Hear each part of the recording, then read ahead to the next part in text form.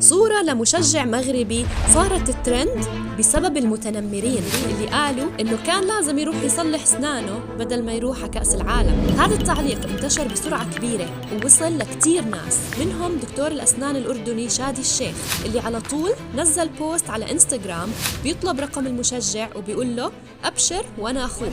خلال 15 دقيقة كان رقمه عندي، قلت له أنا جاي أخذك إن شاء الله وتيجي معي هون على دبي تعمل أسنانك في عيادة دبي.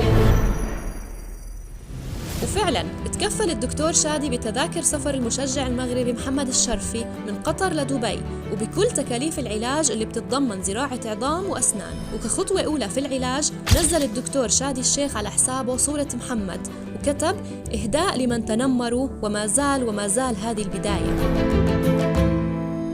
كأس العالم قربنا من بعض، وحدنا كعرب وقوى عروبتنا وحبنا وتآلفنا. وقصة اليوم أكبر دليل على الأخوة، أردنيين مغاربة إماراتيين ما في بيننا فرق، كلنا أمة وحدة وكلنا قلب واحد. وخلينا دايما نتذكر لا يسخر قوم من قوم عسى أن يكونوا خيرا منهم. إن الله ينظر إلى قلوبكم ولا ينظر إلى أجسامكم.